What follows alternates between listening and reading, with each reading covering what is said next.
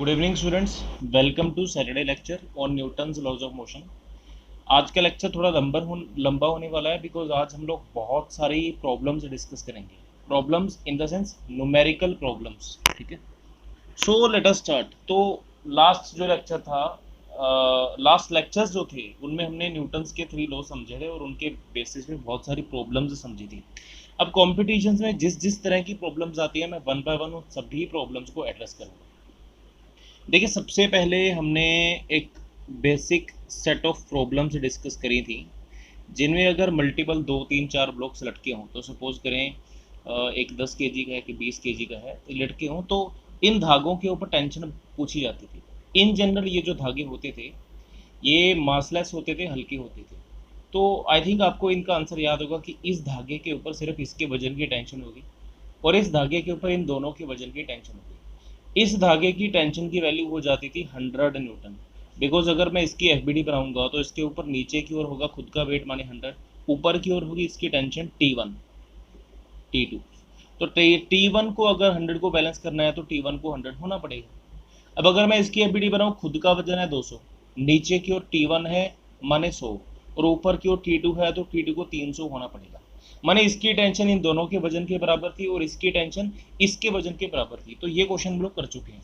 तो अब मैं थोड़ा सा नया क्वेश्चन डाल रहा हूँ। तो अब जो मेरा क्वेश्चन है वो इस सॉर्ट का है, इस टाइप का है कि हमारा जो अब धागा है या स्ट्रिंग है वो मासलेस नहीं है। अब हमने एक मोटी रस्सी यूज की है। कहता है एक मोटी रस्सी है जिसका वजन नेग्लिजिबल नहीं है, जिसके वजन को हम लोग निगलेक्ट नहीं कर सकते, और इस रस्सी का जो वजन है वो स्मॉल है। रस्सी की जो लेंथ है वो L है। ध्यान से समझे क्वेश्चन को। इस रस्सी के नीचे कैपिटल एम मास जुड़ा हुआ है। कैपिटल एम मास इस वजन का है, कैपिटल एम इस मास का वजन है बल्कि, और इस रस्सी का टोटल मास है स्मॉल एम और इस रस्सी की टोटल लेंथ है L। तो मेरा क्वेश्चन आपसे है, पहली बात पॉइंट A है इन दोनों का जोड़, पॉइंट B है ये और पॉइंट C है ये। सबसे पहले तो यही क्वेश्चन के 3 पार्ट्स हैं। कहता है पॉइंट A पे, B पे और C पे इस रस्सी में टेंशन बताओ। ये क्वेश्चन आप लोग चाहे तो खुद ट्राई कर सकते हैं, नहीं तो you can watch it also. तो इसका पहला पार्ट है A पे टेंशन बताओ। देखो A के नीचे क्या है, सिर्फ ये ब्लॉक है। क्योंकि A के नीचे सिर्फ ये ब्लॉक है तो A की टेंशन हो जाएगी कैपिटल mg, दैट्स ऑल। क्योंकि इस टेंशन ने सिर्फ इसका वजन उठाना है। अब आते हैं C पे, B पे एंड पे आएंगे। जो पॉइंट C है वो रस्सी के टॉप पे है, इसने पूरी रस्सी को भी उठाना है और इसको भी उठाना है। तो पॉइंट C की टेंशन हो जाएगी M प्लस M इंटू जी, क्योंकि पॉइंट C ने दोनों का वजन उठाना है। अब आते हैं पॉइंट B पे। पॉइंट B ने आधी रस्सी उठानी है और पूरा ब्लॉक उठाना है। तो पॉइंट B की टेंशन होगी capital M g plus M/2 into g. तो पॉइंट B की टेंशन हो जाएगी M plus M/2 into g. तो ये इन तीनों की टेंशन, ठीक है। तो अब इस क्वेश्चन के एक एडवांस पार्ट पे आता है।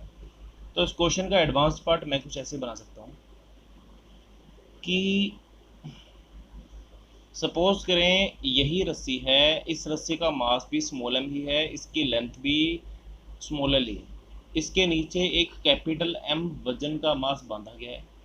तो कहता है यहाँ से x दूरी पे बताओ टेंशन कितनी है। देखो ये क्वेश्चन थोड़ा डिफरेंट है। सेंटर पे पूछना अलग बात है, यहाँ पे पूछना अलग बात है, यहाँ पे पूछना अलग बात है, बट ये बिल्कुल डिफरेंट है। इसको कुछ P पॉइंट मान लो, तो बताओ P पॉइंट पे टेंशन कितनी है। तो देखो इस क्वेश्चन को कैसे करेंगे। हमें एक बात तो पता है कि B पे टेंशन पूछनी है तो इसके नीचे वाले वजन के कारण होगी, C पे टेंशन पूछनी है तो इसके नीचे वाले वजन के कारण होगी, A की टेंशन पूछी है तो इसके नीचे वाले वजन के कारण होगी। माने जिसकी भी टेंशन पूछी है वो उसके नीचे वाले वजन के कारण होगी। तो अगर मुझसे P पॉइंट की टेंशन पूछी गई है तो इसका मतलब एक तरह से मुझसे ये पूछा जा रहा है कि P पॉइंट के नीचे वजन कितना है। बिकॉज जितना P पॉइंट के नीचे वजन होगा उतनी ही उस पॉइंट की, उस पार्टिकल की टेंशन होगी। तो देखो ये जो अब इस क्वेश्चन को सोल्व करने के लिए मैं ट्रिक यूज करूंगा, मेथड यूज करूंगा। ये मेथड पहली बात इस वक्त आपको अपने आप में यूनिक मेथड लगेगा क्योंकि इस टाइप का कोई भी क्वेश्चन आपने फिलहाल नहीं किया। दूसरी बात, अगले चैप्टर्स में हर चैप्टर में इस टाइप के क्वेश्चंस आएंगे तो आपको ये टॉपिक, ये टाइप अच्छे से समझनी है ताकि आने वाले हर चैप्टर में इस टॉपिक के क्वेश्चंस को आप अच्छे से कर सकें। तो ध्यान से समझें। मेरा फंडा ये है कि अगर मैं इस रस्सी के टुकड़े कर लूँ, इसको मैं ए बोल रहा हूँ, इसको सी बोल रहा हूँ, तो tension at P is basically is equal to capital M plus mass of the part A P into g. इतना तो ठीक है। अगर मुझे इसका वजन पता है, इसका वजन पता है, तो दोनों का सम करके मुझे टेंशन आ जाएगी। बट मेरी दिक्कत यह है कि ये मुझे पता नहीं है, तो मैं पता कैसे लगाऊं? तो समझो इस बात को, किसी भी चीज का जो वजन होता है ना, वो उसकी वॉल्यूम के प्रोपोर्शनल होता है अगर उसकी डेंसिटी कांस्टेंट हो। सपोज करो मैं आपको एक एग्जांपल देता हूँ। सपोज करो आपके पास 1 लीटर पानी की एक बोतल है, ठीक है, 1 लीटर पानी की एक बोतल है। आपको पता है उसका जो वजन होता है वो 1 kg होता है। आप कभी मेजर भी करेंगे तो आपको 1 kg वजन मिलेगा। 1 लीटर पानी की बोतल का जो वजन होता है वो 1 kg होता है। आपके घर में पानी कहाँ से आता है? ऑब्वियसली आपके घर में टंकी होगी। सपोज करें आपके घर में पानी की 500 लीटर की टंकी होगी, तो आपको पता है उस टंकी में कितना पानी होगा? उसमें 500 kg पानी होगा। अगर उस 500 लीटर की टंकी को पूरा भर दिया जाए 500 लीटर, तो उसमें 500 किलो पानी आ जाएगा। तो माने डेंसिटी जो हुई पानी की, मास अपॉन वॉल्यूम 1 kg पर लीटर या फिर 500 kg पर 500 लीटर, तो डेंसिटी तो सेम ही आई ना, 500 500 कट के तो 1 kg पर लीटर ही हो गया।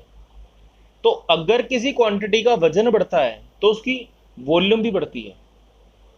सिमिलरली अगर किसी रोप की लेंथ बढ़ती है तो उसका वजन बढ़ता है, क्योंकि लेंथ बढ़ने से वॉल्यूम भी बढ़ती है। समझो इस बात को। मैं आपको एक एग्जांपल देके समझा रहा हूं। सपोज करें मेरे पास एक रोप है जिसकी लेंथ L है और इसका मास M है। अगर मैं इसी क्वालिटी की रोप की डबल लेंथ लूं, मानो मैं इसका 2L लेंथ ले लेता, तो आपको पता है इसका वजन भी 2M हो जाएगा। इस रोप की लेंथ अगर मैं डबल ले लूं तो उसका मास जो होगा वो डबल होगा। क्यों? एक तो ये हिस्सा L लेंथ वाला, दूसरा ये हिस्सा L लेंथ वाला, तो इन दोनों की वजह से इसका जो वजन होगा वो 2M हो जाएगा। तो बेसिकली मैं कहना क्या चाहता हूं, that mass is proportional to length for this rope. हाँ, ये कहना चाहता हूं। अब इसको आगे समझें। कहता पूरी जो रोप है उसकी लेंथ L है और उसका जो मास है वो M है, लेकिन जो AP सेक्शन है उसकी जो लेंथ है वो X है। वो क्वेश्चन में दी गई है, ये दिया गया है ना क्वेश्चन में।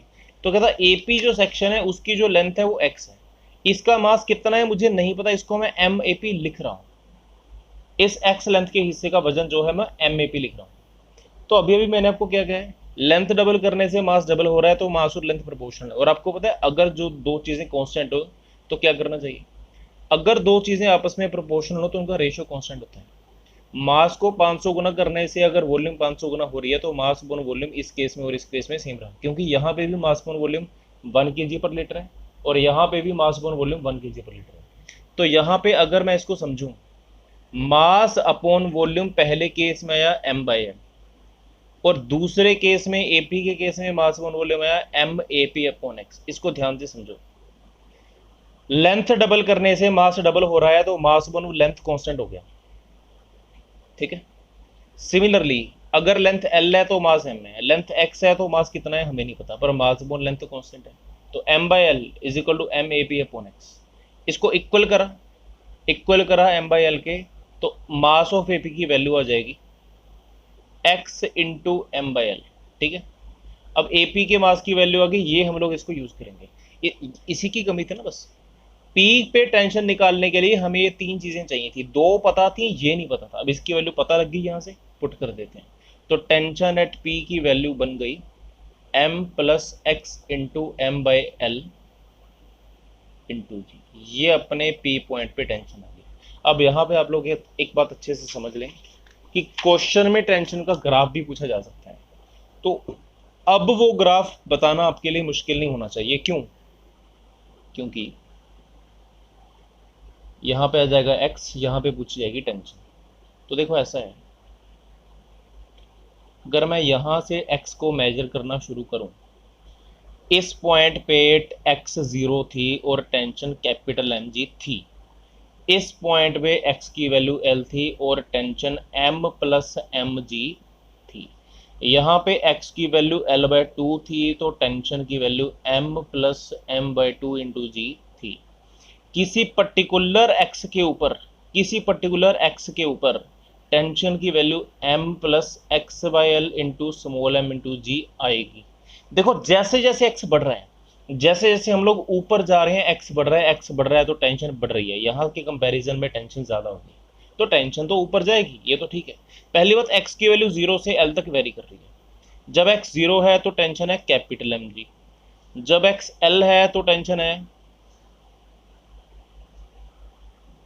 Capital M plus small m g. तो बेसिकली टेंशन यहाँ से यहाँ तक कैसे इंक्रीज कर रही है, जैसे ग्राफ होता है y is equal to m x plus c. इस ग्राफ को आप लोग +1 नॉन मेडिकल मैथमेटिक्स के चैप्टर कोऑर्डिनेट ज्योमेट्री में चैप्टर स्ट्रेट लाइन में अच्छे से समझ लेंगे। इन जनरल अगर आप इसकी वैल्यू भी पुट करके ग्राफ बनाते तो ग्राफ कुछ इसी टाइप का बनता। तो आप इन जनरल एक ट्रेंड नोट करें कि इसको इंक्रीज करने से ये वैल्यू इंक्रीज हो रही है, तो ग्राफ अपवर्ड जा रहा है, ठीक है। तो यहाँ पे मैं इस क्वेश्चन को खत्म कर रहा हूँ। तो बेसिकली मेरा क्वेश्चन ये था कि अगर मेरी रोप का वजन होता, तो रोप का वजन होने से टेंशन किसी पर्टिकुलर पॉइंट पे मैं कैसे निकालता, यही मैंने क्वेश्चन जो था एड्रेस किया था। So let us come to another question. तो मेरा सेकंड क्वेश्चन है, जब बहुत सारे ब्लॉक्स कनेक्टेड हों और उनमें पैदा होने वाली डिफरेंट सिचुएशंस। देखो ये सारे क्वेश्चंस अपने आप में यूनिक हैं, ट्रिके हैं और एक तरह से कॉमन भी हैं, बिकॉज ये इतने सारे क्वेश्चंस हैं कि एग्जामिनर किसी भी पर्टिकुलर टाइप के ऊपर क्वेश्चन बना सकता है। तो मैं आपको सुजेस्ट करूंगा कि आज मैं हर टाइप का न्यूमेरिकल कवर करने वाला हूँ, या ये लेक्चर, इसके आगे वाले 1-2 लेक्चर्स वो हर टाइप का न्यूमेरिकल्स कवर करेंगे। तो वो बेटर होगा कि अगर इस टाइप का हर न्यूमेरिकल आपकी नोटबुक पे ऑलरेडी नोट डाउन होगा, तो हर न्यूमेरिकल जैसे ही मैं कवर करता हूँ आप लोग कोशिश करें कि आप उस न्यूमेरिकल को, उस क्वेश्चन को अपनी नोटबुक पे उतार लें, ठीक है। उसकी एक टाइप आपको उतार लेनी चाहिए, that will be very very helpful. तो नेक्स्ट टाइप है जब हल्के थ्रेड्स को यूज करके बहुत सारे ब्लॉक्स आपस में कनेक्टेड हों। सपोज करें मैं 3 ब्लॉक्स की एग्जांपल ले रहा हूँ। सपोज करें मेरे पास 3 ब्लॉक्स हों जिनका की वजन सपोज करें 10 किलो, 15 किलो और 12 किलो, ठीक है। तो इसमें बहुत सारी सिचुएशंस पॉसिबल हैं। हो सकता है कि ये सारा सिस्टम एक लिफ्ट में हो, जो कि लिफ्ट ऊपर जा रही हो, नीचे जा रही हो, रेस्ट पे हो। सो हम इसमें केसेस डिस्कस करते हैं। सबसे पहला केस है कि ये पूरे का पूरा सिस्टम रेस्ट पे है। अब बताओ, अगर सिस्टम रेस्ट पे है तो हर ब्लॉक रेस्ट पे है। कहता ये 3 ब्लॉक हैं रस्सी से ऐसे बंधे हुए हैं जैसे आपको दिख रहे हैं, 10 किलो, 15 किलो, 12 किलो। ये सारा सिस्टम रेस्ट पे है, ये सारा सिस्टम लिफ्ट के छत से बंधा है और लिफ्ट रेस्ट पे है। लिफ्ट के रेस्ट पे होने की वजह से ये तीनों ब्लॉक्स भी रेस्ट पे हैं। रेस्ट पे होने की वजह से क्या होगा, नेट फोर्स 0 हो जाएगा। नेट फोर्स 0 होने की वजह से टेंशंस पूछी गई हैं T1, T2, T3। तो देखो कैसे करेंगे। बेसिकली क्योंकि सिस्टम रेस्ट पे है तो इसका वजन T3 बैलेंस करेगी, तो T3 इज इक्वल टू 120। इसको इन दोनों का वजन बैलेंस करना है तो T2 इज इक्वल टू 270। इसको इन तीनों का वजन बैलेंस करना है तो T1 is equal to 370 Newton, ठीक है। तो ये बेसिकली हो गई हमारी 3 टेंशंस जब ये रेस्ट पे। इसमें सेकंड केस बन जाता है, सपोज करो लिफ्ट रेस्ट पे नहीं है। सपोज करो जो लिफ्ट है, ये सारे की सारी लिफ्ट ऊपर की ओर velocity is equal to 5 metre पर सेकंड की दर से जा रही है। सारी की सारी लिफ्ट एक पर्टिकुलर वेलोसिटी के साथ ऊपर जा रही है। तो बताओ टेंशन क्या होगी। तो राजेश का आंसर है कि क्योंकि वेलोसिटी कांस्टेंट है, समझो इस बात को कि क्योंकि वेलोसिटी कांस्टेंट है इसकी वजह से एक्सेलरेशन जो है वो 0 है। क्योंकि एक्सेलरेशन तो rate of change of velocity होती है, जब वेलोसिटी ही कांस्टेंट है तो एक्सेलरेशन 0 हुई। और क्योंकि सिस्टम की एक्सेलरेशन 0 है, हेंस हम कह सकते हैं कि सिस्टम के ऊपर नेट फोर्स 0 है। और नेट फोर्स 0 है तो बिल्कुल डिट्टो सेम इक्वेशंस बनने वाली हैं। रेस्ट में और कांस्टेंट वेलोसिटी में कोई फर्क नहीं होता, आंसर सेम आएगा। कैसे? वेलोसिटी कांस्टेंट है, एक्सेलरेशन 0 है, एक्सेलरेशन 0 है, नेट फोर्स 0 है। अब नेट फोर्स 0 करते हैं, ऊपर T3 नीचे 120, तो T3 आ गया 120, आया ना सेम। सिमिलरली यहाँ पे ऊपर T2 नीचे खुद का वजन 150 और नीचे T3 120, जोड़ के देख लो 270 आएगा। सिमिलरली यहाँ पे आ जाएगा 370। तो एक बात आपको याद रखनी है, 3 चीजें ये एक ही बराबर है। पहली बात, ये लिफ्ट रेस्ट पे हो। दूसरी बात, सिस्टम की velocity is equal to something something, कुछ भी लिखो, इवन 7.5 मीटर पर सेकेंड अपवर्ड हो और डाउनवर्ड हो, फर्क नहीं पड़ता। वेलोसिटी अपवर्ड डाउनवर्ड हो, अगर वेलोसिटी कांस्टेंट है तो एक्सेलरेशन 0 है, अगर बॉडी रेस्ट पे है तब भी एक्सेलरेशन 0 है। तो तीनों ही केसेस में जो टेंशन आएगी वो सेम आएगी। और कितनी आएगी, कैसी आएगी, ये आपको ऑलरेडी पता है, ठीक है। So let us come to another part of this question. अब यही प्रॉब्लम है, लेकिन अब मेरी सिचुएशन ये है कि ये सिस्टम कांस्टेंट वेलोसिटी के साथ मूव नहीं कर रहा, ये सिस्टम मूव कर रहा है और वेरिएबल वेलोसिटी के साथ, माने इसकी एक्सेलरेशन है। तो हमें इतना पता लग गया कि जब सिस्टम की एक्सेलरेशन जीरो हो तो टेंशन कैसे निकालते हैं। अब हम समझेंगे कि अगर ये पूरे का पूरा सिस्टम एक्सेलरेट करे, अगर पूरी की पूरी लिफ्ट ऊपर जाए तो हर धागे में टेंशन कितनी पड़ जाएगी। तो समझें क्वेश्चन को। कहता हमारे पास ये सिचुएशन है, मासिस को ऑलरेडी मैं वही लूंगा जो पहले थे। सबसे पहले 10 kg था, उसके नीचे 15 kg था, उसके नीचे 12 kg था। कहता पूरे का पूरा सिस्टम, सपोज करो, अब इसको मैं सेकंड केस बना रहा हूँ। कहता सपोज करो पूरे के पूरे सिस्टम की टाइम इज इक्वल टू 0 पे इनिशियल वेलोसिटी थी 5 मीटर पर सेकेंड, और पूरे के पूरे सिस्टम की एक्सेलरेशन थी 2 मीटर पर सेकेंड स्क्वायर। तो बताओ T1 कितना होगा, T2 कितना होगा, T3 कितना होगा, ये क्वेश्चन है। कहता वेलोसिटी इनिशियल दे दी, ऑब्वियसली टाइम के साथ साथ चेंज होगी, एक्सेलरेशन भी दे दी, तो तीनों जगह पे टेंशन बतानी है। तो देखो क्या करेंगे, क्योंकि आपको सिस्टम की एक एक्सेलरेशन दी हुई है, तो एक्सेलरेशन दी होने की वजह से हमारे पास सिस्टम के जो नेट फोर्स है वो जीरो नहीं है, क्योंकि हमने पढ़ा है कि net force is equal to mass into acceleration होता है। यहाँ पे अब एक बार और समझें, लिफ्ट के साथ धागा जुड़ा है, धागे के साथ तीनों मासेस जुड़े हैं, तो अगर लिफ्ट ऊपर जाएगी तो तीनों मासेस भी ऊपर जाएंगे ना, क्योंकि तीनों मासेस ऊपर जा रहे हैं तो इनके ऊपर लगने वाला नेट फोर्स अपवर्ड है। अब अकेले अकेले की एफबीडी बनाते हैं। पहली बात, 12 किलो वाले की एफबीडी, खुद का वजन नीचे 120, ऊपर क्या हुआ T3। तो अगर मैं आपसे पूछूं नेट फोर्स कितना है, T3 माइनस 120, तो इस नेट फोर्स को किसके बराबर कर दूंगा मैं, मास इनटू एक्सेलरेशन के बराबर करूंगा। समझो ध्यान से इक्वेशन, एफबीडी बनाई, नेट फोर्स निकाला, मास इनटू एक्सेलरेशन के बराबर करा, तो ये बेसिकली 24 आ गया। इसको इधर ले जाओ तो T3 की वैल्यू आ गई 120 और 24 माने 144 न्यूटन। ठीक है, तो ये अपनी T3 आ गई। अब आगे समझते हैं। तो हमें पता लग गया कि इस ब्लॉक के ऊपर के धागे की टेंशन कितनी है। आपको ये बात याद रखनी है कि अगर स्ट्रिंग रेस्ट पे है, कांस्टेंट वेलोसिटी है, तो टेंशन mc है। अगर सिस्टम रेस्ट पे नहीं है, वेलोसिटी कांस्टेंट नहीं है, वेलोसिटी वेरिएबल है, तो tension m into g plus a है। अब ध्यान से देखें, इक्वेशन बनी है T3 minus 12 into g is equal to 12 into a. तो T3 की वैल्यू तो basically 12 into g plus a आई ना, तो एक तरह से m into g plus a आई। ठीक है, तो अच्छा T3 आ गया। अब आते हैं T2 पे। 15 किलो की एफबीडी बनाओ, 15 किलो वाले का खुद का वजन है 150, नीचे की ओर है T3, T3 की वैल्यू है 12 into 10 plus ji plus a. ठीक है, क्योंकि 10 प्लस 2 12 गुना 12 144, वही तो हुआ। ऊपर की ओर है T2, देखो 15 की ये एफबीडी बनी, बट ऑन एन एवरेज तीनों फोर्सेस लगने की बजाय ये रेस्ट पे तो फिर भी नहीं आया ना, क्योंकि क्वेश्चन में दिया है कि पूरा सिस्टम इस एक्सेलरेशन से मूव कर रहा है। तो क्योंकि ये सिस्टम अपना रेस्ट पे नहीं है, इसलिए इसकी एक्सेलरेशन 2 अपवर्ड्स है। एक्सेलरेशन अपवर्ड होने की वजह से अपवर्ड फोर्स को ज़्यादा होना पड़ेगा। तो मेरी इक्वेशन बनेगी T2 माइनस 150, 150 को मैं 15G लिख लेता हूँ, एक ही बात है, minus 12 into g plus a is equal to, देखो ये नेट फोर्स हो गया, इसको मैं मास इंटू एक्सेलरेशन के बराबर अगर कर दूं तो मेरी इक्वेशन क्या बनती है, इसको मैं इधर लेकर जाता हूँ, तो सोल्व करके मैं लिख सकता हूँ T2 is equal to 15 into g plus a plus 12 into g plus a. इसको समझो, ये इधर आ गया 12 इंटू जी प्लस ए, ये इधर आ गया 15 इंटू जी प्लस ए, जोड़ दो तो T2 क्या बना, T2 बना 12 plus 15 into g plus a. ठीक है, तो बेसिकली इस तरीके से हम लोगों ने टेंशन निकाली। आप रेस्ट वाले केस में और एक्सेलरेशन वाले केस में फ़र्क देखें। जब सिस्टम रेस्ट पे होता है तो यहाँ पे टेंशन है 12 इंटू जी, 12 प्लस 15 इंटू जी, 12 प्लस 15 प्लस 10 इंटू जी। और जब सिस्टम एक्सेलरेट करता है तो टेंशन होती है 12 इंटू जी प्लस ए, 12 प्लस 15 इंटू जी प्लस ए, 12 plus 15 plus 10 into g plus ए। ये एक पैटर्न बन रहा है कि नहीं। अब अगले इस ब्लॉक के ऊपर यहाँ पे टेंशन निकालते हैं। सबसे पहले हम इसकी एफबीडी बनाएंगे। देखो इसकी एफबीडी क्या बनती है, इसकी एफबीडी बनती है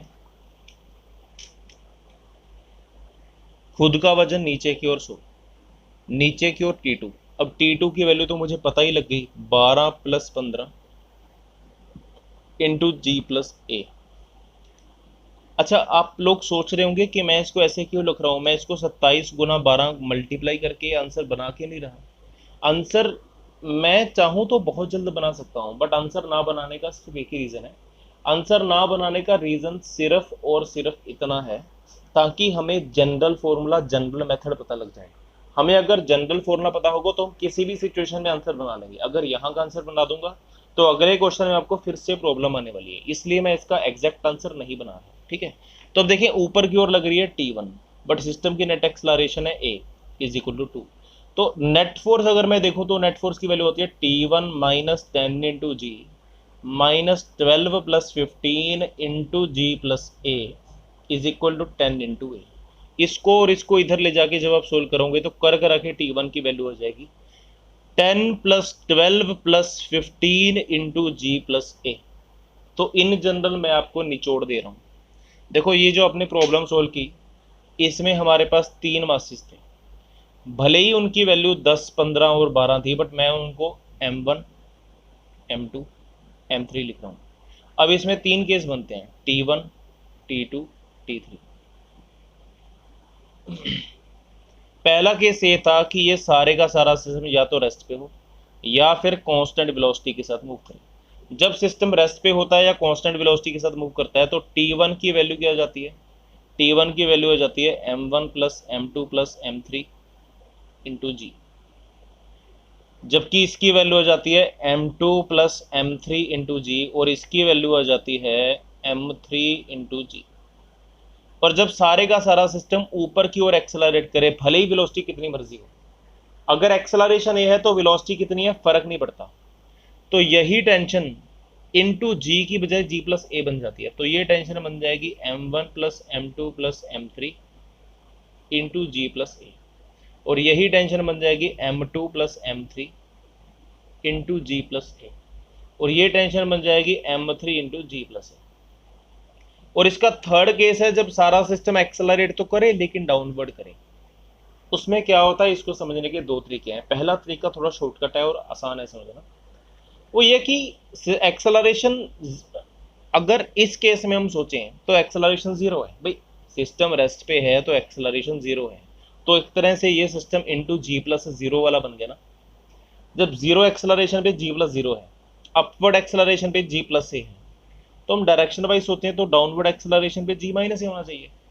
तो एक तरीके से हमारा आंसर जो कि ठीक भी है वो बन रहा है, यहाँ पे अपनी एक्सेलरेशन बन जाएगी M1 plus M2 plus M3 into g minus a.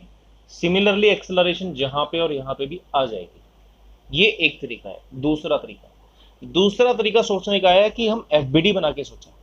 तो अगर मैं इसकी FBD बनाता हूँ तो M3 का नीचे की ओर इसका वजन है M3G, ऊपर की ओर है T3, बट सिस्टम की नेट एक्सेलरेशन तो नीचे की ओर है। क्यों है? क्योंकि इस केस में हमने माना है कि लिफ्ट नीचे जा रही है। लिफ्ट नीचे जा रही है तो इन दोनों का रिजल्टेंट नीचे की ओर होना चाहिए। रिजल्टेंट नीचे की ओर है तो नीचे वाला फोर्स बड़ा होगा, ऊपर वाला छोटा होगा। तो हमारी इक्वेशन बन जाएगी M3G minus T3 is equal to M3A।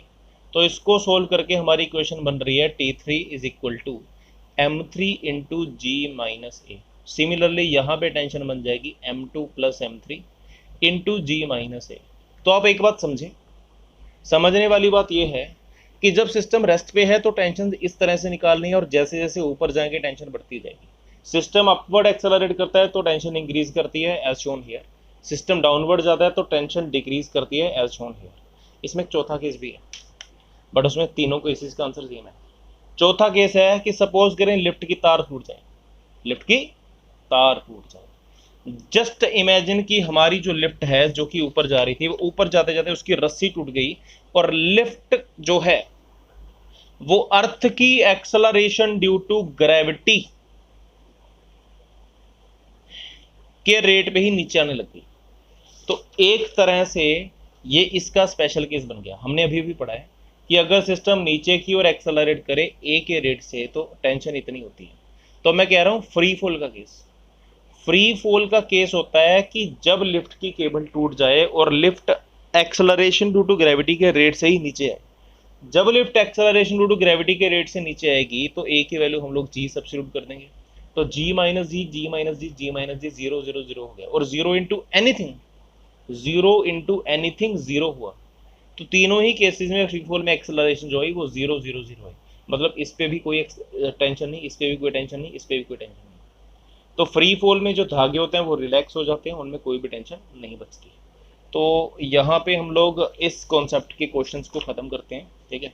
सो ये हमारा सेकंड कॉन्सेप्ट था। अब इसके ऊपर क्वेश्चंस की एक और वैरायटी जो रिसेंटली देखी जाने लगी है वो मैं आपसे पूछ रहा हूँ। आप लोग क्या करेंगे, जब मैं क्वेश्चंस को एक्सप्लेन कर दूं तो आप लोग वीडियो को पॉज करके इस क्वेश्चन को सोल्व करेंगे, ट्राई करेंगे। तो मेरा क्वेश्चन है, कहता सपोज करें एक लिफ्ट है, इसमें सिर्फ 2 ब्लॉक्स हैं, ये है 10 kg का ब्लॉक और ये है 15 kg का ब्लॉक, T1 है T2 है। कहता बताओ अगर पूरे का पूरा सिस्टम जा रहा है with velocity is equal to 5 + 3t upward, इतनी वेलोसिटी से जा रहा है विद रिस्पेक्ट टू टाइम, ठीक है। तो कहता बताओ T1 कितनी है, T2 कितनी है। क्वेश्चन क्लियर है, 10 किलो 15 किलो मासी दे दिए, टेंशन T1 T2 मान ली, वेलोसिटी इतनी है, तो बताओ टेंशन T1 T2 कितनी है। करो ट्राई वीडियो को सर। तो आई होप आप लोगों ने ट्राई कर लिया होगा। सो let us now discuss this. देखो हमें पता है कि वेलोसिटी इस फॉर्म में दी है तो धीरे धीरे बढ़ रही है। देखो टाइम की जैसे जैसे वैल्यू बढ़ेगी, टाइम को अगर मैं पुट करूँ 0 1 2 3 4, तो टाइम 0 पुट करने से वेलोसिटी आ जाएगी 5, फिर 5 + 3 8 11 14 17। इससे पता लग रहा है कि वेलोसिटी इंक्रीज कर रही है।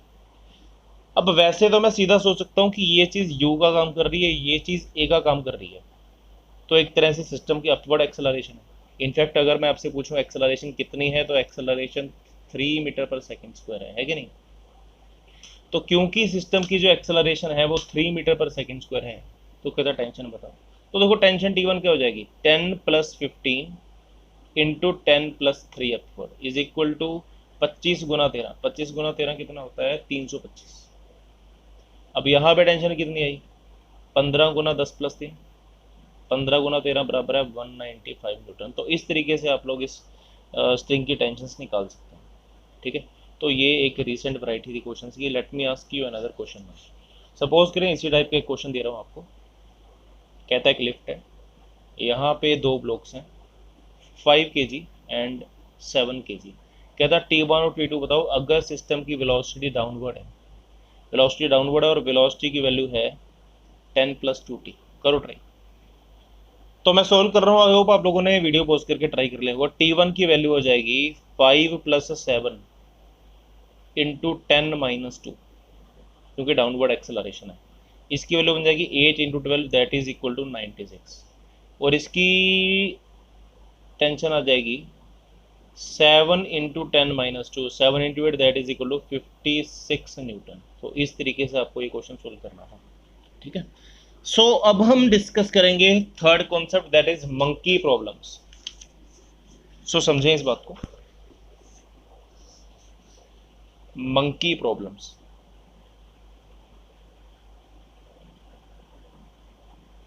तो मंकीज को आपने देखा होगा वो अक्सर किसी भी चीज के ऊपर बहुत आसानी से चढ़ जाते हैं। उनका किसी भी रस्सी को ग्रैब करके उसके ऊपर चढ़ना या किसी भी बिल्डिंग के नीचे से शुरू करके उसके ऊपर बहुत जल्द चढ़ना, उसका रीजन बेसिकली क्या होता है, उसका रीजन होता है उनके पास जो वो उनके पैर हैं वो उनसे भी ग्रिप बना सकते हैं, और उनकी ग्रिप होती है बहुत ज़्यादा मजबूत, और उनका वजन होता है बहुत ज़्यादा कम। कम वजन, मजबूत ग्रिप और एक तरह से 4 हाथ होने की वजह से मंकीज जो हैं वो किसी भी ट्री के ऊपर, किसी भी रोप के ऊपर, किसी भी घर के ऊपर अच्छे से क्लाइंब कर सकते हैं। तो ये हमारे सामने एक रोप है जिसके ऊपर एक मंकी बैठा है। सपोज करें मंकी का जो मास है वो m है, और ये मंकी देखा गया कि इस फिक्स्ड रोप के ऊपर a एक्सेलरेशन के साथ चढ़ा, तो कहता बताओ इसकी टेंशन कितनी है। देखो ये जो प्रॉब्लम है ना, ये बिल्कुल पिछली प्रॉब्लम के साथ सिमिलर है, इनको मंकी प्रॉब्लम्स बोलते हैं। तो कहता मंकी का वजन दे दिया, इसकी एक्सेलरेशन दे दी, तो कहता बताओ इस रस्सी में टेंशन कितनी होगी। तो इसका सिंपल सा फंडा है कि टेंशन की वैल्यू होगी m × g + a। कैसे होगी, एफडी बना के कर लेना, नीचे की ओर mg, ऊपर की ओर टेंशन, नेट एक्सेलरेशन a, तो नेट फोर्स क्या हुआ t - mg, कितना आया, मास इंटू एक्सेलरेशन के बराबर। क्योंकि नेट फोर्स को हम लोग मास इंटू एक्सेलरेशन के बराबर कर देंगे, इसलिए टेंशन इतनी आ जाएगी, ठीक है। So let me give you now another question इसी टाइप का। कहता है क्वेश्चन है, एक हमारे पास रस्सी है, इसके ऊपर एक मंकी चढ़ने की कोशिश कर रहा है। कहता है ये जो रस्सी है, ये रस्सी बेसिकली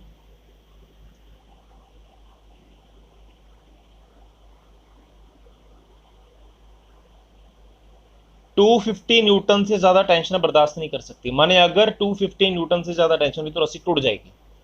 तो कहता बताओ कि अगर ये मंकी 20 किलो का है, 20 किलो का मंकी है, तो बताओ ये कितनी मैक्सिमम एक्सेलरेशन से इसके ऊपर चढ़े ताकि रस्सी टूटे ना। क्वेश्चन ध्यान से सुनो, रस्सी इससे ज्यादा टेंशन बर्दाश्त कर नहीं सकती, तो बताओ मंकी मैक्सिमम किस एक्सेलरेशन के साथ रस्सी पे चढ़ सकता है ताकि रस्सी ना टूटे।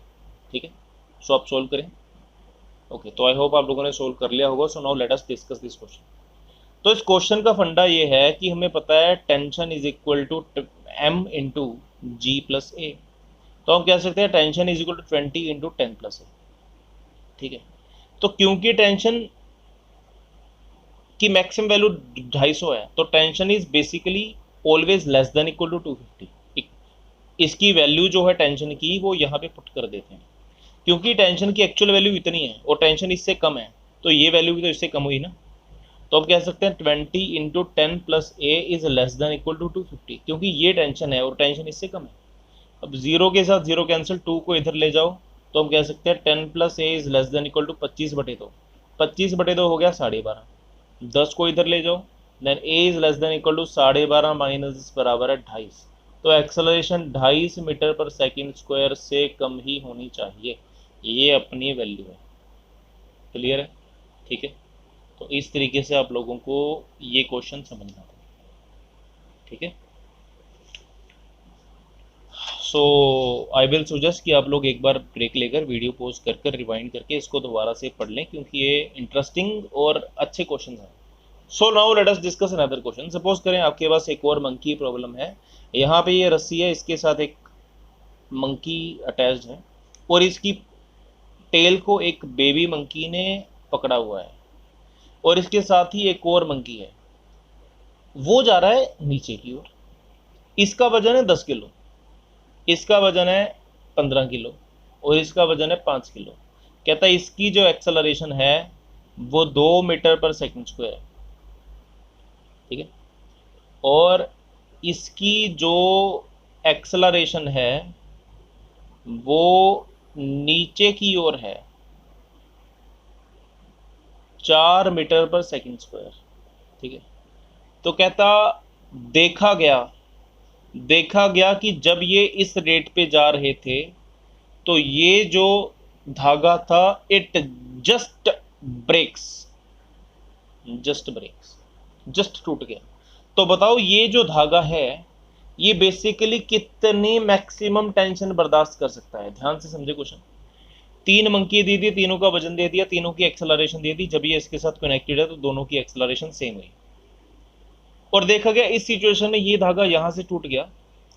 तो बताओ कि मैक्सिमम कितनी टेंशन ये जो रस्सी है ये बर्दाश्त कर सकती है। ये मेरा क्वेश्चन है, वीडियो पॉज करके ट्राई करनी। Let us now discuss this. पहली बात, अगर मैं यहाँ पे टेंशन पूछूं तो यहाँ पे टेंशन बन जाती है 10 into 10 minus 4 m into g minus ए, क्योंकि इसकी एक्सेलरेशन डाउनवर्ड है। तो ये बन जाएगा 10 गुना से माने 60 न्यूटन। यहाँ पे टेंशन आ गई 60 न्यूटन। अब यहाँ पे आपको टेंशन आएगी। अब देखो, पहली बात तो इस पॉइंट को समझ लो। हालांकि मैंने आपको समझाया था कि धागे में हर जगह टेंशन सेम होती है।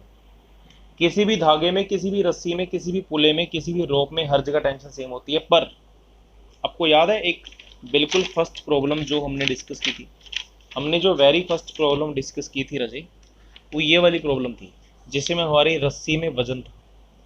तो यहाँ पे टेंशन कुछ और थी, यहाँ पे टेंशन कुछ और थी, यहाँ पे टेंशन कुछ और थी। याद? तो आप एक बात याद रखें कि टेंशन, एक बात तो ये वहां पे सेम होती है जब तो रस्सी हमारी जो है, पहली बात तो मासलेस हो। इसमें तो वजन है तो इसमें थोड़ी ना टेंशन सेम है। पहली बात तो रस्सी मासलेस होनी चाहिए। दूसरी बात, उसमें कोई गांठ नहीं होनी चाहिए, उसमें उसको किसी ने किसी जगह से पकड़ा ना होना चाहिए। माने उसमें देयर शुड बी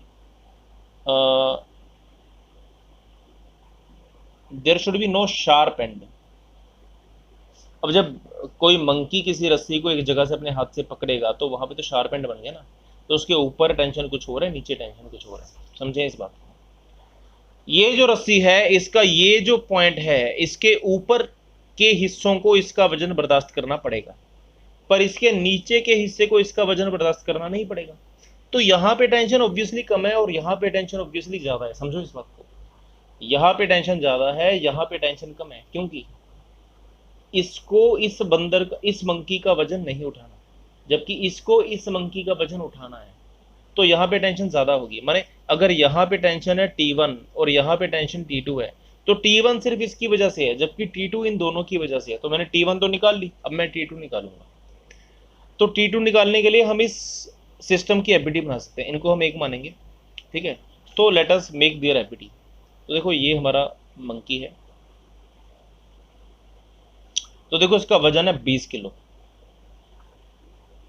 इसका नीचे की ओर खुद का वजन आ गया 200 न्यूटन, एक्सेलरेशन है 2, नीचे की ओर टेंशन है T1, ऊपर की ओर टेंशन है T2, ठीक है। T1 की वैल्यू कितनी है 60 न्यूटन मुझे पता है, T2 कितनी है मुझे नहीं पता। तो देखो इक्वेशन क्या बनी, T2 minus 200 minus 60 net force आ गया, is equal to 20 into 2 is equal to 40 आ गया। तो ये कर करा के कितना है, कर करा के T2 की वैल्यू आ गई 240 और 60 बराबर है 300। तो आपको ये फंडा याद रखना है, ठीक है। तो बेसिकली इसकी यहाँ पे जो टेंशन आ गई वो 300 आ गई। तो कहता 300 न्यूटन पे ब्रेक कर गया, तो टी मैक्स कितनी आई, टी मैक्स ऑब्वियसली 300 आ गई, ठीक है। तो बेसिकली ये जो सिस्टम है ये 300 न्यूटन पे ब्रेक कर गया। Now let us discuss another monkey problem. कहता हमारे पास एक एटवुड मशीन है, ये एक ब्लॉक है और ये एक मंकी है, ठीक है। तो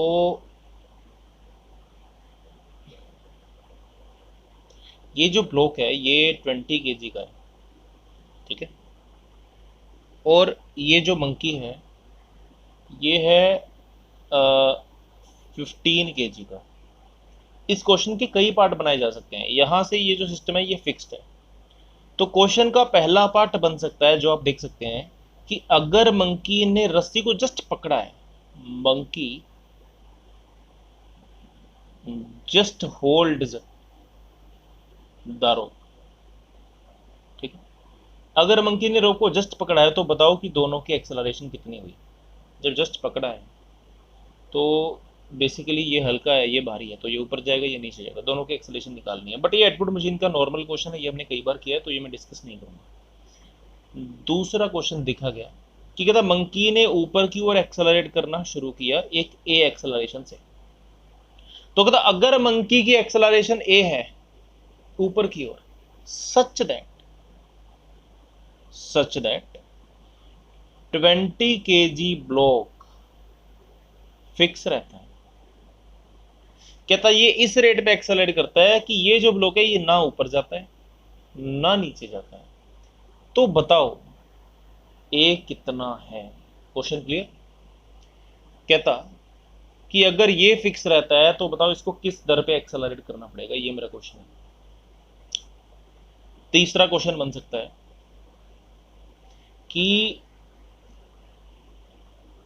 अगर हम लोग चाहते हैं कि 20 kg का जो ब्लॉक है ये भी ऊपर जाए एट एन एक्सेलरेशन ऑफ 2, तो बताओ कि मंकी की एक्सेलरेशन क्या होगी।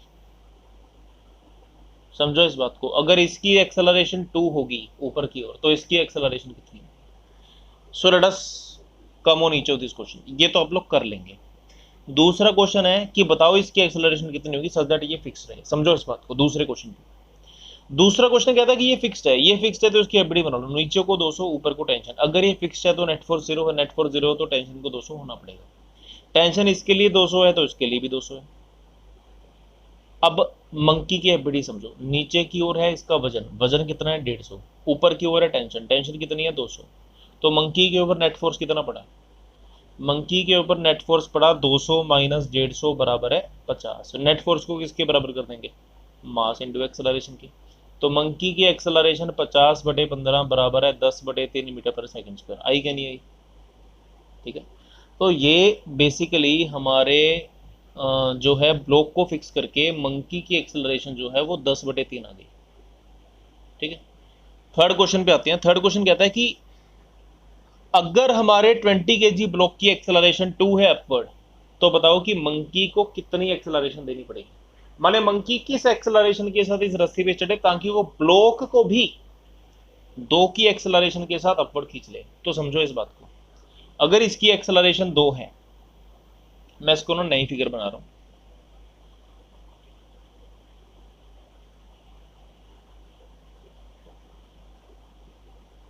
कहता है इसकी एक्सेलरेशन 2 है, तो बताओ इसकी एक्सेलरेशन ए डैश कितनी होगी। देखो ऐसा है, यहाँ पे टेंशन हो जाएगी 20 × 10 + 2, क्योंकि इसकी एक्सेलरेशन 2 ऊपर है। और अगर इसकी एक्सेलरेशन ए डैश ऊपर है तो यहाँ पे टेंशन हो जाएगी 15 × 10 + a डैश। जब स्ट्रिंग ही एक है तो दोनों की टेंशन सेम होनी चाहिए, तो इक्वल कर देंगे तो 20 × 12 = 15 × 10 + a डैश। इक्वल करें तो 1/3 4 4, ये आ गया 16। तो 10 + a dash = 16, therefore a dash = 6 metre पर सेकंड स्क्वायर। समझ में आया?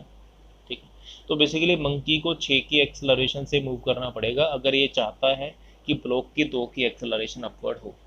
ठीक है, तो इस तरह के आपको मंकी प्रॉब्लम्स आ सकते हैं, इनमें आपको कोई भी दिक्कत नहीं आनी चाहिए। ठीक है, सो यहाँ पे मैं आपको एक लास्ट क्वेश्चन दे रहा हूँ। यहाँ पे मैं इस मंकी प्रॉब्लम के कॉन्सेप्ट को स्टॉप करूँगा और मैं लिफ्ट प्रॉब्लम्स पे आऊँगा। तो लास्ट क्वेश्चन मंकी प्रॉब्लम्स का आपके लिए है ये। कहता हमारे सामने ये सिचुएशन है, यहाँ पे एक एडवर्ड मशीन का पुले लगा है, यहाँ पे एक ब्लॉक है, इसके नीचे है एक मंकी। कहता ये जा रहा है अपवर्ड, इसके नीचे है एक और मंकी,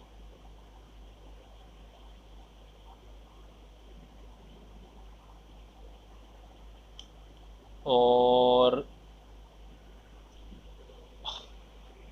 यहाँ पे है एक और ब्लॉक। कहता ये ब्लॉक है 10 kg का, ये ब्लॉक है 20 kg का। ठीक है, ये जो मंकी है इसकी एक्सेलरेशन देखी गई 5 मीटर पर सेकंड स्क्वायर अपवर्ड। ठीक है, और इसका जो वजन है वो है 30 kg, नहीं नॉट 30 kg, इसका वजन है 20 kg। तो कहता बताओ कि अगर इसका जो वजन है वो 15 kg है, ठीक है, तो इसको कितनी एक्सेलरेशन से अपवर्ड जाना पड़ेगा ताकि सिस्टम रेस्ट पे रहे। माने 2 ब्लॉक्स रेस्ट पे रहे। क्वेश्चन को दोबारा समझो, एक पुले के साथ 2 ब्लॉक्स लगे हैं, इस ब्लॉक के नीचे रस्सी जा रही है, यहाँ पे 20 किलो का जो मंकी है वो 5 की एक्सेलरेशन के साथ अपवर्ड मूव कर रहा है। ये मंकी इस रोप के जरिए 15 kg का है और किसी एक्सेलरेशन के साथ अपवर्ड मूव करेगा। कहता बताओ कि इसको किस एक्सेलरेशन के साथ अपवर्ड जाना चाहिए ताकि ये ब्लॉक और ये ब्लॉक अपने ओर में फिक्स रहे। ये क्वेश्चन है। ठीक है, so let us now discuss this question. देखो ऐसा है कि क्योंकि ये और ये फिक्स है तो इनके ऊपर तो नेट फोर्स 0 होगा, तो एफबीडी बना लेते हैं। पहले सबसे पहले इसकी एफबीडी देखो, नीचे की ओर अगर 200 है तो यहाँ पे टेंशन आ जाएगी 200। अच्छा, इससे पहले कि मैं आगे बढ़ूँ आप लोग एक बात याद रखें कि एक ये हिस्सा अलग है, यहां से लेकर यहां तक हिस्सा अलग है, ये हिस्सा अलग है। ये 3 हिस्से हो गए रस्सी के। जहां पे बीच में कोई ब्लॉक आ जाए, जहां पे कोई मंकी रस्सी को पकड़ ले या कुछ ऐसा हो जाए तो उस केस में टेंशन डिफर कर जाती है। आई थिंक ये चीजें हमने पहले भी डिस्कस की हैं। जब बीच में ब्लॉक आ जाए तब भी टेंशन डिफर करती है, ऊपर टेंशन ज्यादा होती है नीचे कम होती है। सिमिलरली अगर मंकी है रास्ते में तो यहाँ पे भी ऊपर टेंशन ज्यादा होगी और नीचे कम होगी, इसलिए इस हिस्से की टेंशन अलग है। इसको मैं T1 बोल देता हूँ, इसको इस यहां से लेकर यहां तक की टेंशन को मैं T2 बोल देता हूँ और यहाँ की टेंशन को मैं T3 बोल देता हूँ। पहली इक्वेशन क्या बनी, क्योंकि ये फिक्स्ड है तो यहाँ पे नीचे को 200 और ऊपर को T1, तो T1 की वैल्यू देखो 200 होनी चाहिए, नहीं होनी चाहिए, होनी चाहिए। अब आगे बढ़ते हैं। ये जो मंकी है इसकी 5 की एक्सेलरेशन है, तो इसकी एफबीडी बनाते हैं। नहीं, एफबीडी बनाने की भी नहीं जरूरत, सीधी सी बात है। टेंशन की वैल्यू आ जाएगी m into g plus a, तो 20 इंटू 10+5 बराबर है 20 × 15 बराबर है 300 न्यूटन। तो देखो T3 की वैल्यू आ गई 300 न्यूटन। अब हम लोग इसकी टेंशन बनाते हैं, इसकी एफबीडी बनाते हैं 10 kg की। तो देखो 10 kg की जो एफबीडी है कुछ इस तरह से है, नीचे की ओर है T3, अब T3 है 300 न्यूटन। अब नीचे की ओर है खुद का वजन, खुद का वजन है 100 न्यूटन।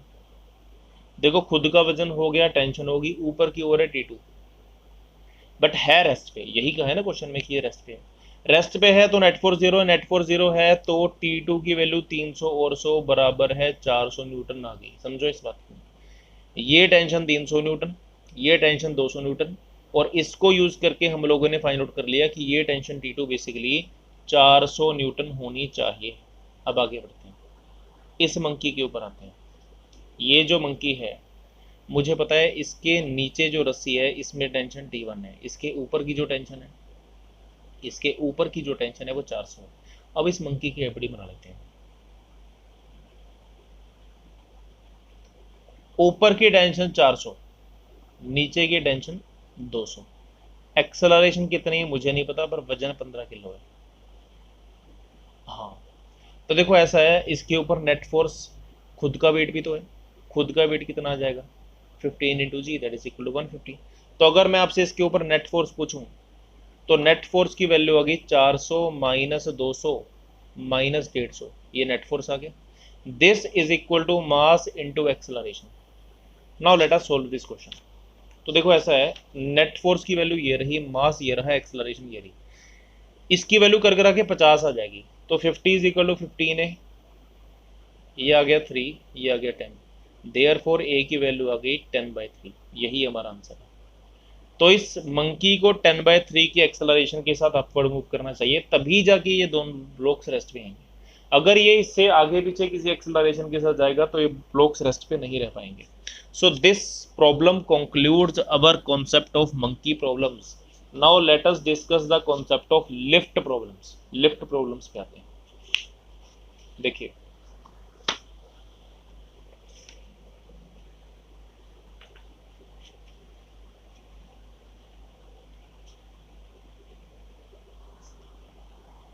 सपोज करें कि हमारे पास ये एक लिफ्ट है। लिफ्ट तो आप लोगों ने देखी है ना, जो लोगों को ऊपर या नीचे लेकर जाती है उसको हम लोग लिफ्ट बोलते हैं, ठीक है। तो सपोज करें इस लिफ्ट में ये एक पर्सन खड़ा है, तो लिफ्ट के कई केस बन जाते हैं। पहला केस है ये जो लिफ्ट है ये रेस्ट पे है। दूसरा केस है लिफ्ट, अच्छा इसी में आ जाता है लिफ्ट किसी पर्टिकुलर वेलोसिटी के साथ अपवर्ड मूव करे। तीसरा केस है लिफ्ट किसी पर्टिकुलर वेलोसिटी के साथ डाउनवर्ड मूव करे।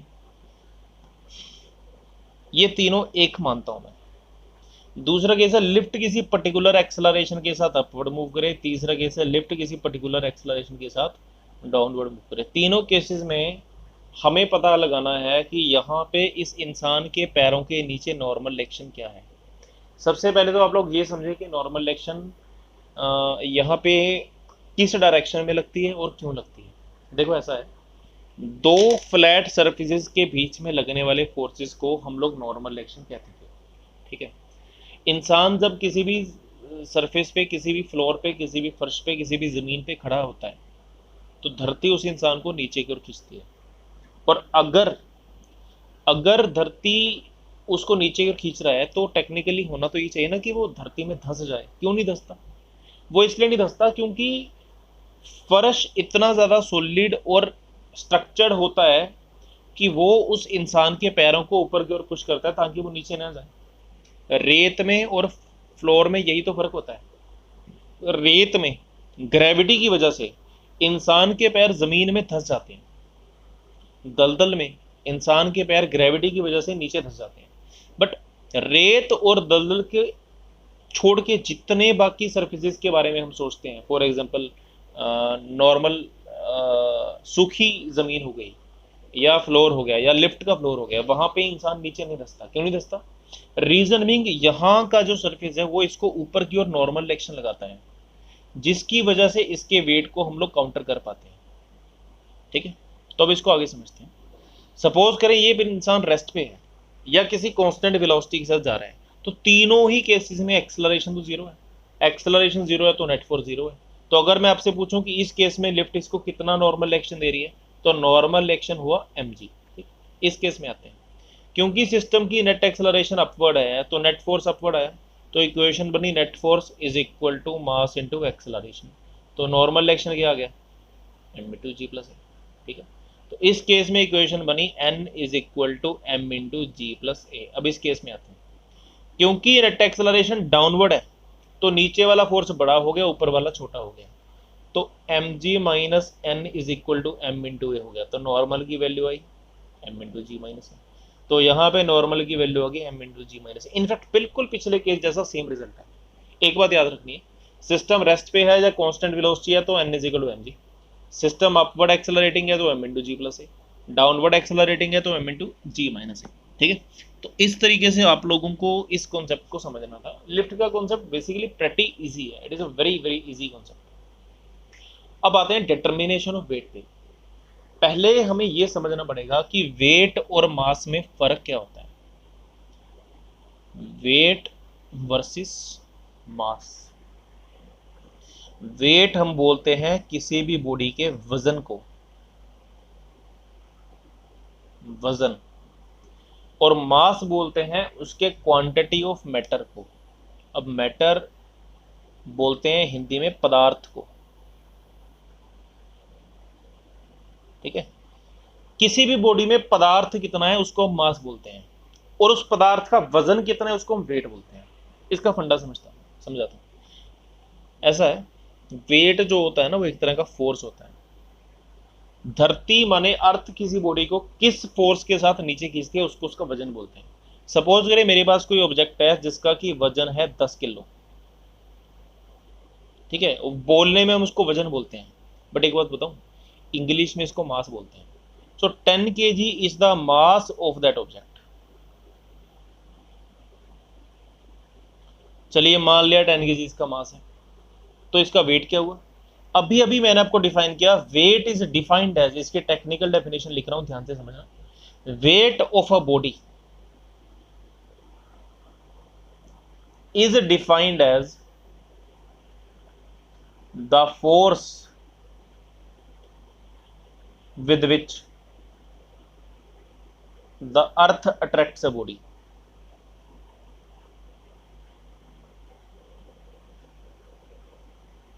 ठीक है, weight of a body is defined as the force with which the earth attracts a body।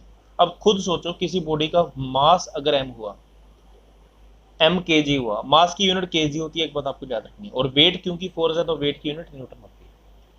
तो अर्थ उस बॉडी को किस फोर्स के साथ अट्रैक्ट करेगी, ऑब्वियसली mg के साथ अट्रैक्ट करेगी ना। तो उस बॉडी का जो वेट होता है वो mg होता है, याद रखना है आपको। ठीक है, तो अगर मैं आपसे पूछूं कि 10 kg की बॉडी का वेट कितना हुआ, तो अगर मैं g को 10 मीटर पर सेकेंड स्क्वायर लूं तो उसका जो वेट है वो 100 न्यूटन हुआ। ठीक है, याद रखना है आपको। तो सपोज करें किसी बॉडी का जो मास है वो 10 kg है, तो उस बॉडी के ऊपर लगने वाला जो फोर्स है वो basically mass into acceleration, that is equal to 10 kg into 10 metre पर second square is equal to 100 newton हो जाएगा। ठीक है, इन जनरल किसी भी बॉडी के ऊपर लगने वाले फोर्स को मास इंटू एक्सेलरेशन करके हम लोग कैलकुलेट कर सकते हैं। ठीक है, तो ये है फोर्स, वेट और मास के बीच का difference. In general weight is equal to mass into acceleration to gravity. Link आपको याद रखना है, weight is equal to mass into acceleration to gravity. यहाँ पे एक बात आप और समझ लें, डिफरेंस क्या है, मास है और वेट है। देखो मास की यूनिट है केजी, वेट की यूनिट है न्यूटन। मास एक स्केलर क्वांटिटी है, वेट एक वेक्टर क्वांटिटी है। ठीक है, और मास क्वांटिटी ऑफ मैटर होता है जबकि वेट एक तरह का फोर्स होता है। मास चेंज नहीं होता, हम बॉडी को कहीं मर्जी ले जाएं उसका मास सेम रहेगा, बट उसका जो वेट होता है वो ग्रेविटी के मुताबिक चेंज होता है। मून पे वेट कुछ और होगा, अर्थ पे वेट कुछ और होगा, सन पे वेट कुछ और होगा, अर्थ के सेंटर के में वेट कुछ और होगा, अर्थ से दूर लेकर जाएंगे तो वेट कुछ और होगा। तो weight is a variable quantity, mass is a constant quantity. तो ये इनके बीच में कुछ डिफरेंस है। तो इस लेक्चर के लास्ट आर्टिकल पे आते हैं।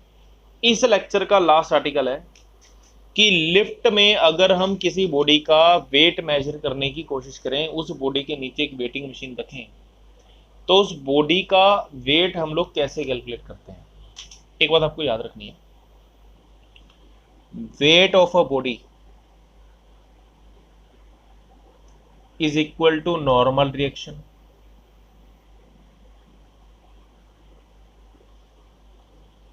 given by the machine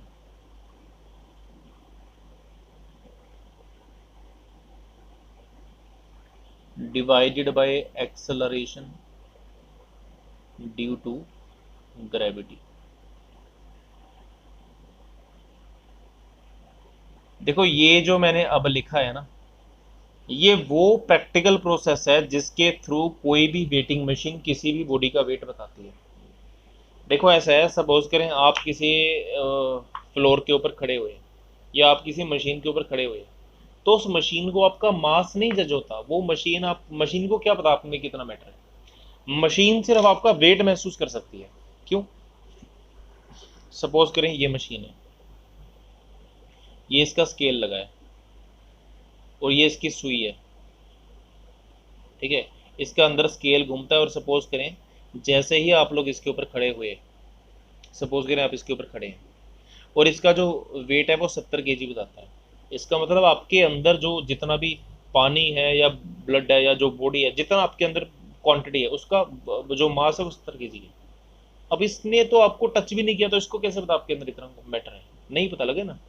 तो इसका आपका मास पता लगाने का एक तरीका होता है कि क्योंकि इस मशीन को पता है कि weight is equal to mg है, तो अगर ये आपका वेट पता लगा ले, उसको जी से डिवाइड करते हैं तो आपका मास पता लग जाएगा। तो बेसिक इक्वेशन है mass is equal to weight upon g is equal to normal reaction upon g. Normal reaction मैंने क्यों कहा? नॉर्मल रिएक्शन मैंने इसलिए कहा क्योंकि जब आप किसी वेटिंग मशीन के ऊपर खड़े होंगे तो जितना आपका वेट होगा उतना ही ये आपको नॉर्मल रिएक्शन देगी। तो वेटिंग मशीन काम कैसे करती हैं इसका प्रिंसिपल बता रहा हूं आपको। जैसे ही आप वेटिंग मशीन के ऊपर खड़े होते हैं तो एक्शन रिएक्शन के पेयर की वजह से, न्यूटन के थर्ड लॉ की वजह से, अर्थ आपके ऊपर नीचे की ओर वजन लगाती है। आपने रेस्ट पे रहना है, तो इस मशीन ने आपके ऊपर एक ऑपोजिट फोर्स जिसका कि मैग्नीट्यूड भी सेम है, वो नॉर्मल रिएक्शन की फॉर्म में लगाया। क्योंकि इसने आपको नॉर्मल रिएक्शन लगाया ऊपर की ओर, तो आपने न्यूटन के थर्ड लॉ के मुताबिक एक equal and opposite normal reaction इसके ऊपर लगाया नीचे की ओर। तो उस नॉर्मल रिएक्शन को ये मशीन मेजर कर लेगी। जब इस मशीन को आपका नॉर्मल रिएक्शन पता लग जाएगा तो वो नॉर्मल रिएक्शन तो वेट के बराबर है। इस वक्त आपकी एफबीडी ये है, नीचे की ओर वेट, ऊपर की ओर नॉर्मल रिएक्शन। तो जब इसको नॉर्मल रिएक्शन पता है तो वही तो वेट के बराबर है, और वेट mg है, तो वेट अपन जी करके आपका मास पता लगाते हैं। इसको बेसिकली हम लोग मास बोलते हैं, इसको हम वजन बोल देते हैं। हम बोलते हैं ना तेरा वजन कितना है, 60 किलो, 70 किलो, 80 किलो। तो बेसिकली इसको हम नॉर्मल लैंग्वेज में वेट बोल देते हैं। एक एग्जांपल देता हूँ और, सपोज करें कोई मेरी तरह, सपोज करो मैं हूं भाई, मेरा जो वजन है सपोज करें 72 किलो है। तो सपोज करें कोई 72 किलो का इंसान इस मशीन पे खड़ा हुआ, तो मेरी एफबीडी क्या बन जाएगी, नीचे की ओर 720 न्यूटन, और इसने नॉर्मल ले, नॉर्मल भी 720 न्यूटन। तो इस मशीन ने महसूस किया कि इसके ऊपर कोई इंसान 720 न्यूटन का नॉर्मल रिएक्शन लगा रहा है। तो इस मशीन ने मेरा वेट बताना है, तो ये क्या करेगी, ये उस वेट, उस नॉर्मल रिएक्शन को जी से डिवाइड करेगी, तो वो बन जाएगा 720/10 बराबर है 72। तो ये बता देगा मेरा जो वजन है वो 72 केजी है। अब एक बात याद रखना है, आप सोच रहे होगे कि अभी अभी तो मैंने आपको बताया कि केजी तो मास की यूनिट है, वेट की यूनिट तो न्यूटन है। तो एज ए फोर्स जो है ना उसकी कई सारी यूनिट्स हैं, ये उनमें से एक यूनिट है। 72 केजी वेट का मतलब है 72 इंटू 10 केजी मीटर पर second square is equal to 720 KG metre पर सेकेंड स्क्वायर। तो बेसिकली केजी को न्यूटन में कन्वर्ट करना बहुत आसान है, बस इंटू जी करना होता है। क्लियर है? ठीक है। तो अब हम आते हैं इसके कॉन्सेप्ट पे कि लिफ्ट में किसी भी बॉडी का जो वजन है वो कैसे कैसे हम लोग चेंज करते हैं। देखो यहाँ पे ना 3 केस बनते हैं, मैं पहले बना लूँ फिर हम लोग इनको डिस्कस करते हैं। देखिए ये 3 केस हैं। पहला केस है सिस्टम रेस्ट पे है या डाउनवर्ड मूव कर रहा है या अपवर्ड मूव कर रहा है किसी कांस्टेंट वेलोसिटी के साथ। तीनों ही केसेस में एक्सेलरेशन जीरो है। एक्सेलरेशन जीरो है तो आपको पता होना चाहिए कि यहाँ पे नॉर्मल की वैल्यू mg है। ये सिस्टम है, नॉर्मल की वैल्यू mg है, तो यहाँ पे ये दिखाएगा कि इस बॉडी का जो वेट है वो नॉर्मल अपॉन जी माने mg अपॉन जी माने वेट की वैल्यू m kg है। ठीक है, अब दूसरे केस में आते हैं। दूसरा केस है कि सारा सिस्टम ए एक्सेलरेशन के साथ अपवर्ड मूव करे। कहता देखो है सिस्टम क्या, लिफ्ट के अंदर एक वेटिंग मशीन पड़ी है, ये जो है ना ये वेटिंग मशीन है, और इस वेटिंग मशीन के ऊपर ये इंसान खड़ा है। तो कहता लिफ्ट के अंदर वेटिंग मशीन है, वेटिंग मशीन के ऊपर इंसान खड़ा है कि तो जब ये इंसान ये सिस्टम पूरा एक्सेलरेट करेगा तो वेटिंग मशीन की रीडिंग पे क्या फर्क पड़ेगा, ये क्वेश्चन है। तो let us do this question. तो कहता यहाँ पे जो नॉर्मल एक्शन होगी वो एम जी नहीं रहेगी, वो एम इंटू जी प्लस ए बन जाएगी। क्योंकि नॉर्मल एक्शन इतनी बन जाएगी तो वेट की वैल्यू आ जाएगी normal upon g that is equal to m into g plus a upon g. कर रखे वेट की value m into one plus a by g K G बन जाएगी। समझे इस बात को, इसका वेट चेंज हो चुका है, इस इंसान का वेट चेंज हो चुका है क्योंकि इस मशीन की रीडिंग चेंज हो जाएगी। मशीन का रीडिंग लेने का तरीका बहुत ही सिंपल और बहुत ही आसान था। इसका रीडिंग लेने का तरीका यह था कि जितनी नॉर्मल होगी उसको जी से डिवाइड कर दो, बट हमने नॉर्मल को ही चेंज कर दिया तो वेट तो ऑटोमेटिकली चेंज हो गया ना इसका, क्योंकि इस इंसान का जो नॉर्मल एक्शन है वो एन इंटू जी प्लस ए हो गया, तो उस मशीन ने इसका वेट चेंज करके ज़्यादा दिखाना है। अब इसके पे आते हैं, यहाँ पे वेट की वैल्यू बन जाएगी N by g that is equal to m into g minus a by g. तो यहाँ पे इसके वेट की वैल्यू बन जाएगी m into one minus a by g K G. ठीक है, इसकी एक एग्जांपल लेके दिखाऊंगा और वहाँ पे मैं लेक्चर को कंक्लूड करूंगा। तो बेसिकली अगर ये इंसान है तो इसका रेस्ट पे होने पे इसका वही वेट दिखेगा जो एक्चुअल में है। जब सिस्टम अपवर्ड मूव करेगा तो इसका वेट एक्चुअल से थोड़ा ज़्यादा दिखेगा, और जब सिस्टम डाउनवर्ड मूव करेगा तो इसका वेट एक्चुअल से थोड़ा कम दिखेगा। Let me take an example. ठीक है, सपोज करें कि ये पर्सन है 70 kg का, और सपोज करें ए की वैल्यू मैं फिक्स कर लेता हूँ 2 मीटर पर सेकेंड स्क्वायर दोनों केसेस में। तो इस केस में वेट दिखेगा 70 kg ही, इस केस में वेट दिखेगा 70 into one plus two by 10। ये कर करा के ना 70 गुना 1.2 बराबर है लगभग 84 किलो आ जाएगा, और ये बेसिकली दिख जाएगा 56 किलो। तो बेसिकली होगा क्या, इस इंसान का वजन आपको यहाँ पे ठीक दिख रहा है, यहाँ पे आपको वजन एक्चुअल से ज़्यादा दिख रहा है, और यहाँ पे वजन एक्चुअल से कम दिख रहा है। तो ये डिफरेंस है। ठीक है, आई होप आपको ये आर्टिकल यहाँ तक क्लियर होगा। आज के लिए इतना काफ़ी है। Thank you.